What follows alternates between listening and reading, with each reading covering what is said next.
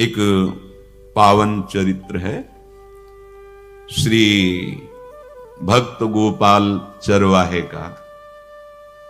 पहले ऐसा हुआ करता था कि सबकी गायें जैसे चराए तो सब लोग अन्न आदि जो है उसके घर भिजवा देते थे और गायें छोड़ देते थे।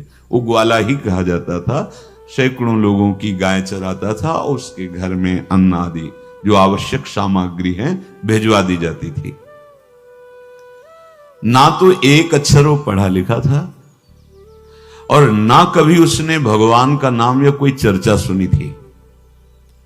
उसके कोई परमार्थ से संबंध ही नहीं था। बस गाय चराते थे, जंगल में रहते थे, पत्नी भोजन पहुंचा देती थी और परिवार चलाने के लिए गांव के लोग दे देते थे अन्न, क्योंकि सबकी गाय चराते थे।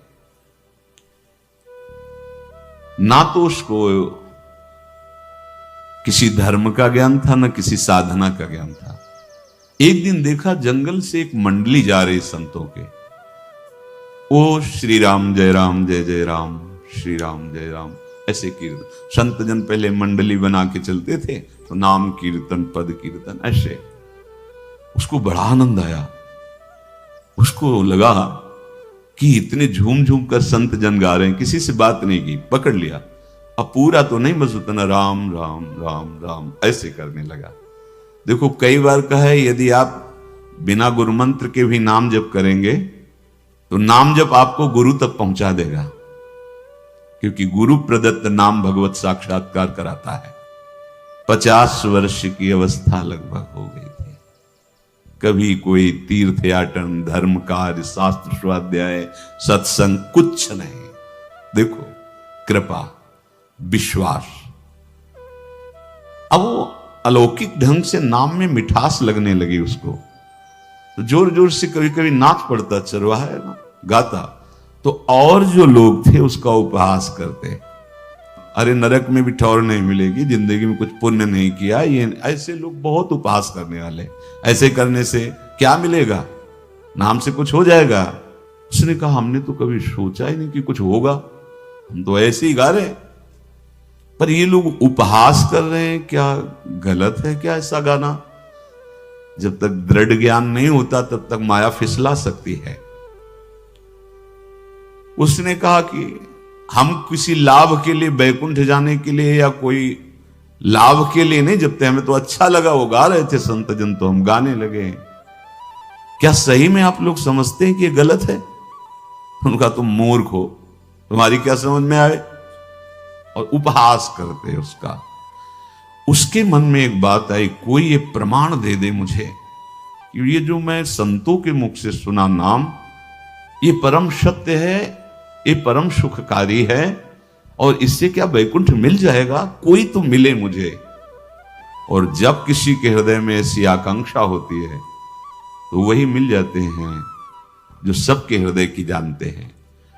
एक दिन उसने देखा जब लोग दिल्ली की हंसी मजाक कर रहे थे, उसी समय एक लंगोटी पहने हुए, हाथ में कमंडल और दंड धारण किए हुए कोई वीतराग परमहंस जात दौड़ा, चरणों में गिर गया। महाराज महाराज, बस एक बात आप बता दीजिए, जो हम राम राम कह रहे हैं, ये लोग उपहास करते हैं, क्या इससे हमारा कल्याण हो जाएगा, वैकुंठ मिल जाएगा? तो उन्होंने कहा बेटा ये बहुत मंगलमय भगवान का नाम है, पर हमें लगता है कि तुम्हें गुरुदेव की आवश्यकता है। यदि तुम गुरु कृपा पात्र बन जाओ तो इन उपहास करने वालों की बातें तुम्हारे मन में नहीं लगेंगी और निश्चित तुम्हें भगवत साक्षात्कार हो जाएगा। तुम्हें पैर पकड़ लिया और कहा महाराज आप ही गुरु बन जाओ ना हमारे, आप ही हमें मंत्र दे दो। तो उन्होंने कहा हम तो तीर्थ यात्रा में हैं, ऐसा हम नहीं कर सकते, पर यदि तुम भगवान से प्रार्थना करोगे तो तुम्हारे कल्याण के लिए सदगुरु प्राप्त हो जाएगा। इसलिए जैसे कोई पूछते हैं किसको सदगुरु बनाऊं, तुम कहते किसी को नहीं, पहले भगवान को मानो, श्री हरि को, जगत गुरु श्री कृष्ण को, फिर उनसे प्रार्थना करो कि यदि आप आवश्यक समझते हो कि सदगुरु के रूप में आप आकर के हमारा कल्याण करेंगे तो मुझे पहुंचा दो। या आप स्वयं आ जाओ। मैं नहीं खोज कर पाऊंगा, मेरी वो दृष्टि नहीं है कि मैं किसी महापुरुष को पहचान सकूं। मैं तुमसे सत्य कहता हूं, सदगुरु की जो शरण में हो गया तो उसके जीवन नौका की डांट सदगुरु अपने हाथ में ले लेते हैं। फिर उसको कोई भय, कोई उपहास, कोई लज्जा नहीं सताती। वो सुख पूर्वक इस दुखद अपार संसार समुद्र से पार हो जाता है। पर बेटा, तेरे ऊपर भगवान की बड़ी कृपा है, क्योंकि तू संतों को मानता है। तू मेरी बात पर विश्वास कर ले, अंदर से तू एकांत में रो, तुझे सदगुरु मिल जाएंगे। अब ऐसा कहकर वो अपने राह में चले तीर्थ यात्रा के लिए। अब वो खोजता, एकांत में बैठकर देखता, कभी कभी वो पेड़ पे चढ़ जाता कि कोई संत तो नहीं आ रहे हैं। अब उसके लिए वहां भोजन पहुंच जाता, पाता, गाय देखता और बस खोज करता कि सदगुरु आ जाए, सदगुरु आ जाए। बहुत समय व्यतीत हुआ, पर उसका विश्वास नहीं टूटा कि संत ने कहा था कि तुम भावना करो कि सदगुरु आ जाएंगे। भगवान सदगुरु बन करके आ गए, वही है सदगुरु। देखा सामने से बड़े तेजस्वी महात्मा बड़े तीव्र गति से आ रहे हैं। वो दौड़ा, गुरुदेव गुरुदेव, चरणों में लौट गया। चरणों में जे ही गिरा तो एक बिजली सी दौड़ी उसके हृदय में। अब बात बन गई, गुरु मिल गए। वो खड़े हो गए, देखते ही सात्विक भाव उत्पन्न हो रहा है, आंसू निकलने लगे। देखते ही मन में आया कि जो संत कह रहे थे सदगुरु मिल जाएंगे, यही हमारे सदगुरु हैं। हृदय में उत्साह, आतुर आवाज, प्रभु मुझे भवसागर से पार करने वाला गुरु मंत्र दे दो। ऐसे थोड़ी दीक्षा दी जाती कि गली चलते दी जाए, दूंगा। जा पहले स्नान करके आ, फिर एकांत स्थान में बैठेंगे, फिर तेरे को उपदेश देंगे। बोला महाराज, मैं जंगली आदमी हूं, गाय चराता हूं, हमारा घर बार से कोई आना जाना नहीं, यही भोजन आ जाता है। संत ने कहा अच्छा स्नान करो। स्नान करके आए, एक पेड़ के नीचे, भाई मैं तुझे कुछ नियम दूंगा, कुछ शर्त। तो महाराज गंवार आदमी है, ना हम आपका कोई नियम पालन कर पाएंगे, ना कोई व्रत पालन कर पाएंगे, ना कोई साधना कर पाएंगे। आप देख लो हमारी हालत, 50 साल का हूं, पढ़ा लिखा बिल्कुल नहीं, कोई धर्म कर्म नहीं जानता, गाय चराता हूं। मुझसे बहुत बातें नहीं सदेंगी, अगर एक कोई बात बता दो तो प्रण करता हूं जिंदगी में प्राण त्याग सकता हूं, पर एक बात, कोई एक नियम कोई दे दो। हमें बहुत नियम तो नहीं समझ में आएंगे, एक कोई बात बता दो कि ऐसा कर लेना और मंत्र जपना, तो हम प्राण त्याग सकते, पर आपकी आज्ञा उल्लंघन, पर बहुत हम बातें नहीं मान पाएंगे क्योंकि हमारे इतना ज्ञान नहीं है। गोपाल के वचन सुन करके बहुत प्रसन्न हुए संत भगवान। एक नियम तुझे देता हूं, हमारे आराध्य देव श्री कृष्ण हैं, गोविंद हैं। आज से तुम्हारे आराध्य देव गोविंद हुए, हां श्री कृष्ण है। बिना उनको पवाए तुम्हें पाना नहीं है, बस यही तुम्हारे लिए नियम है। तुम्हारे पास जो आवे, सूखी रोटी, दूध, छाछ, जो भी, बिना उनको पवाए पाना नहीं है। सीधा सरल आदमी। गुरुदेव प्राण चाहे चले जाएं, बिना उनको पवाए आज के बाद कभी जिभ्या पे कुछ नहीं जाएगा। ऐसा गुरुजन आदेश करते हैं वैष्णव मार्ग के पथिकों को कि जल भी बिना अर्पित किए मत पियो। अगर आप बिना अर्पित किए पीते हैं तो आपकी बुद्धि में इष्ट देव के प्रति ममत्व तो नहीं आ पाएगा, नहीं आ पाएगा। अब तो गोपाल नाच पड़ा कि गुरु मिल गए, गुरु मंत्र मिल गए और इष्ट का पहचान मिल गई। उसी समय घर से भोजन आया, वही कभी चटनी रोटी, ऐसे ही बैठा एकांत वृक्ष के नीचे, आओ गोविंद भोग पाओ। अब गोपाल विचार में लगा कि आ तो रहे हैं ही नहीं, और गुरुजी ने कहा बिना पवाए पाना नहीं। पूरा दिन व्यतीत हो गया।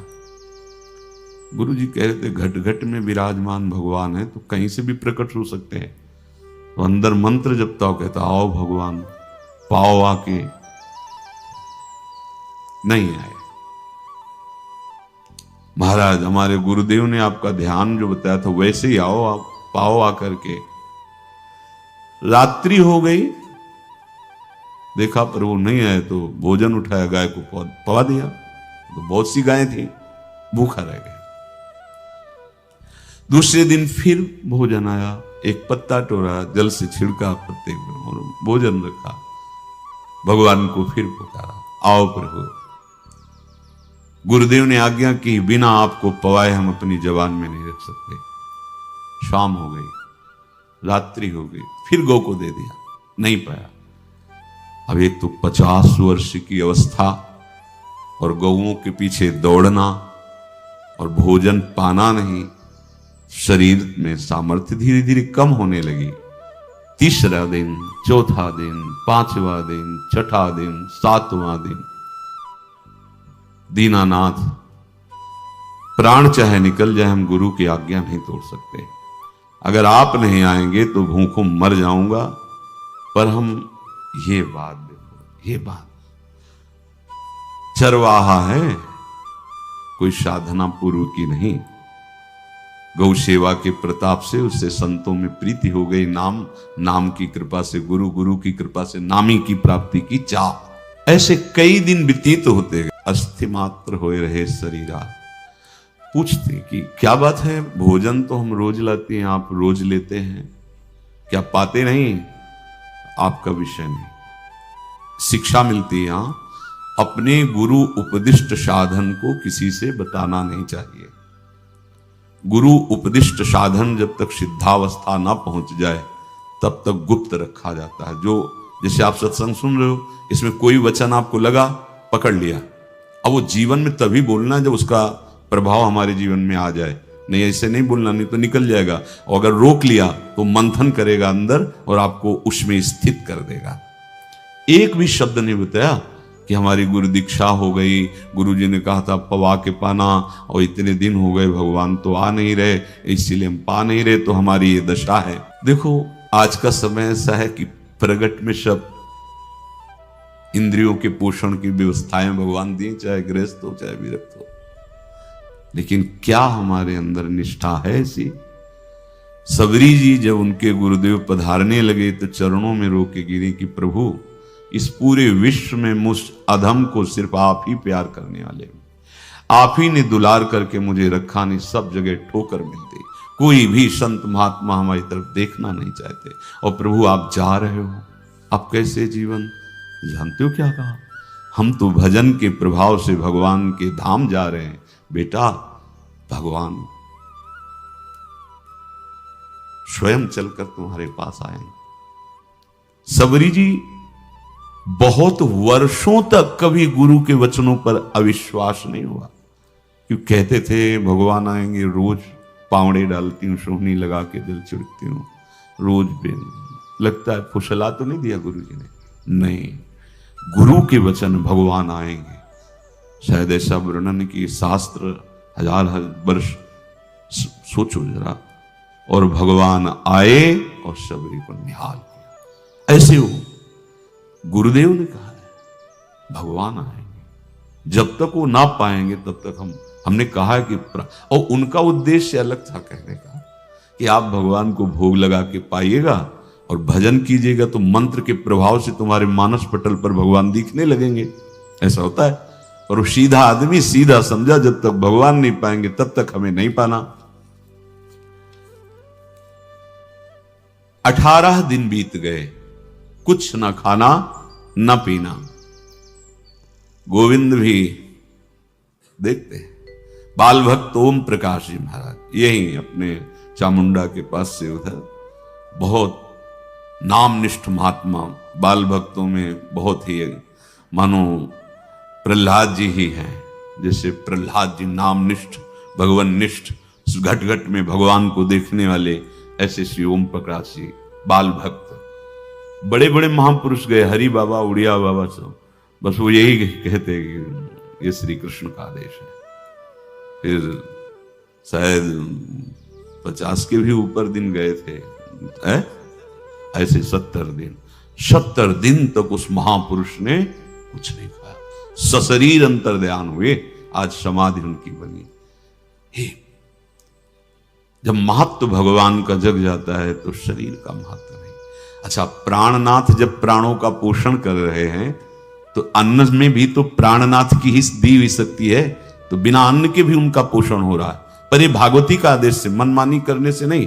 मनमानी करने में फिर मार्ग रुक जाएगा। भगवान आदेश करते हैं अपनी वाणी से, युक्ताहार विहार से, उचित आहार विहार, वो तो भगवद आदेश होता है। 18 दिन बीत गए। 19वें दिन जब भोजन आया, पेट के आते सब सिकुड़ गई थी। वैसे ही 50 वर्ष के थे, आंखें धस गई थी, उठने की ताकत नहीं। पत्नी ने फिर कहा कि आप कुछ तो बताइए कि क्या आपको कोई रोग हो रहा है? आप भोजन नहीं पा रहे? मैं रुक जाऊं यहीं आपकी सेवा के लिए, या आप घर चलिए? कोई उत्तर नहीं। आप जाइए, हम ठीक हैं, ऐसा।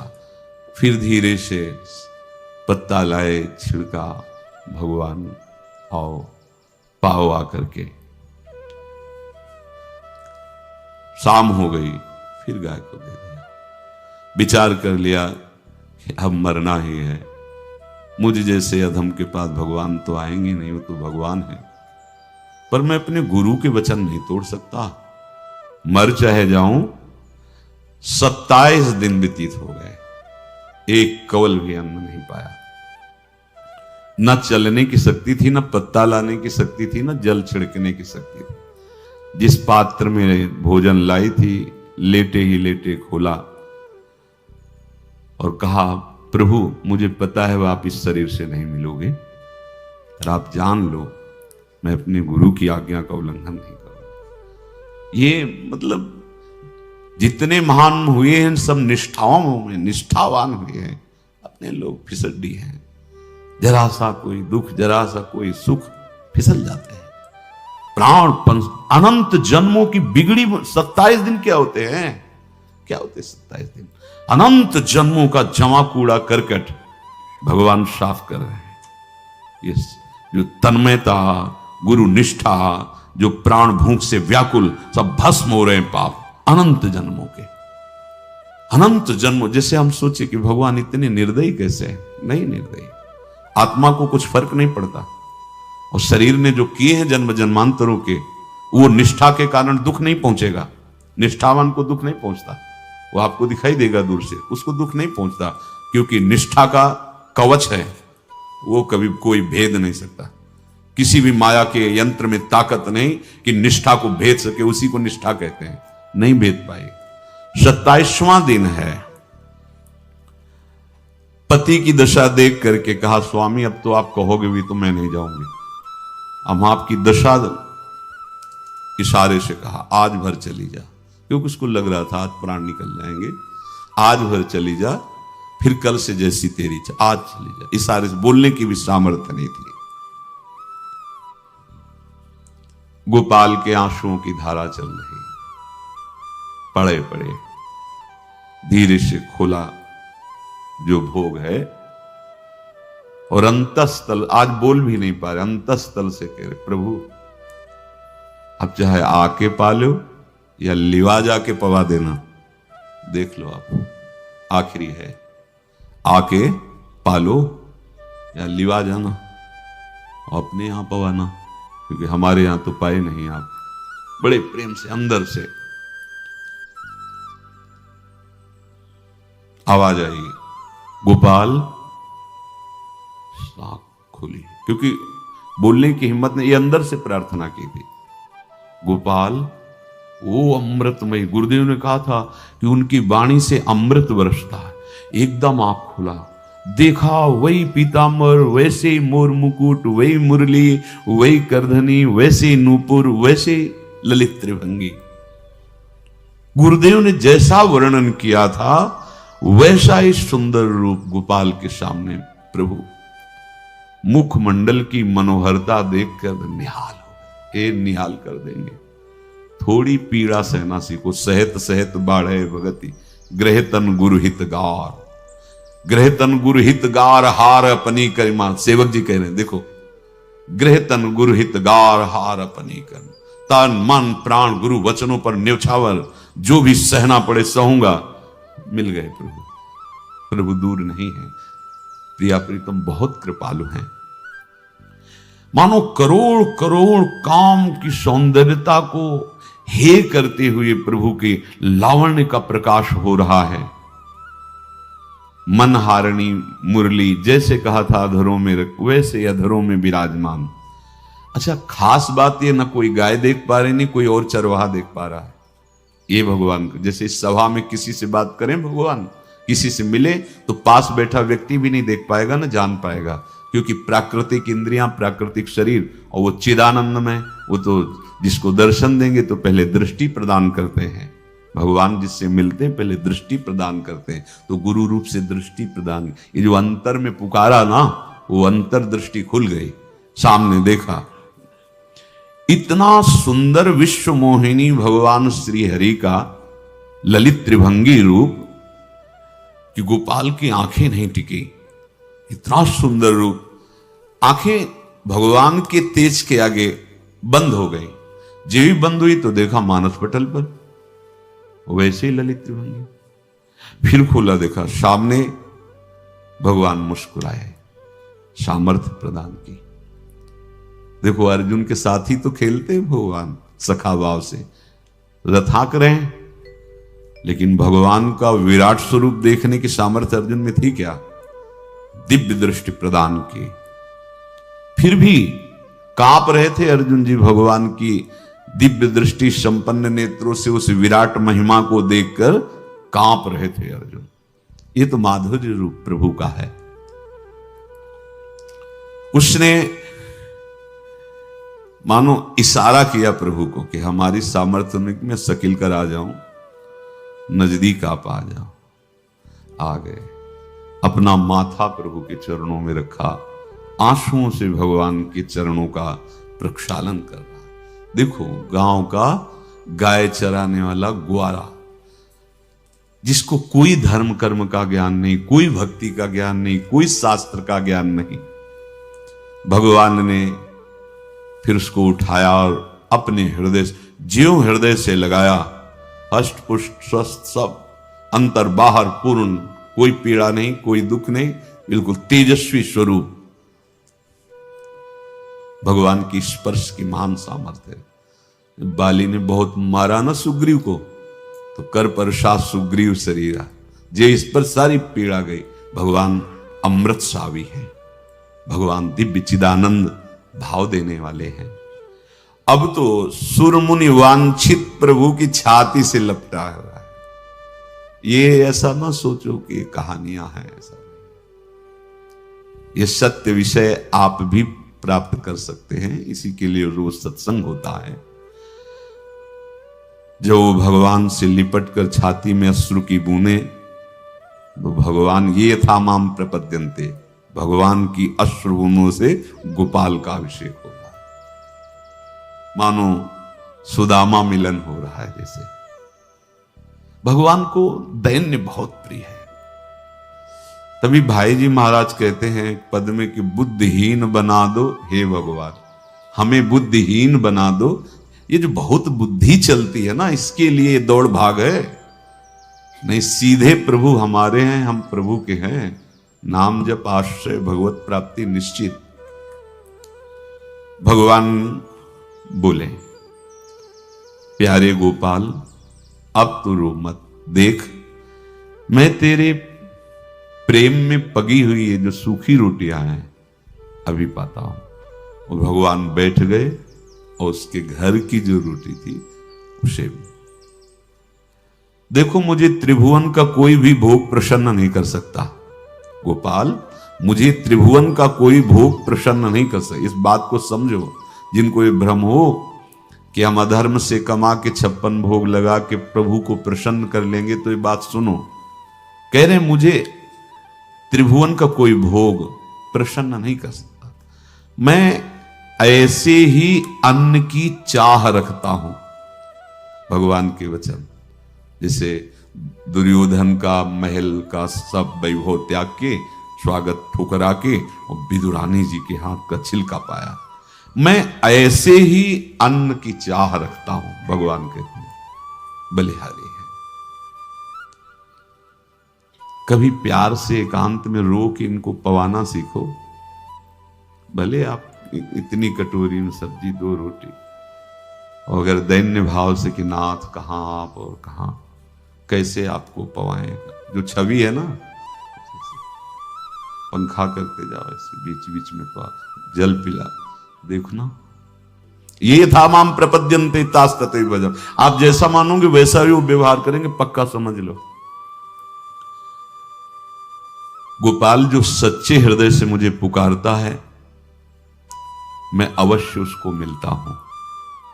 जो प्रेम पूर्वक मुझे पवाता है, मैं अवश्य उसका पाता हूं। पत्रम पुष्पम फलम तोयम ये में भक्त्या, भक्ति पूर्वक जो पवाया। भक्ति पूर्वक का मतलब दैन्य। अभक्त में अहंकार होता है, देखो ये किया मैंने, वो भगवान स्वीकार नहीं करते।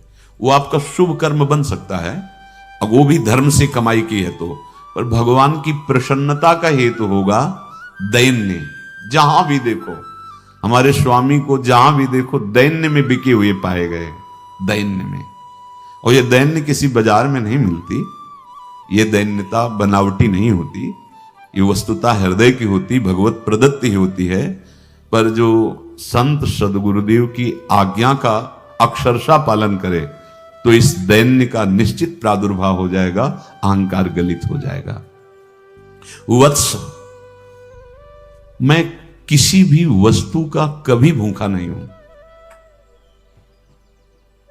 मानो गोपाल के बहाने से हमको समझा रहे हैं, क्या चाहिए भगवान को, क्या चाहिए? कुछ भी कर लो, माना कि तुम तात्कालिक वर्तमान दुख को मिटा सकते हो, तात्कालिक, लेकिन संपूर्ण दुखों को मिटाने के लिए हरिनाम गरज रहा है, राधा नाम गरज रहा है। आपसे प्रार्थना है, समझो इस बात को।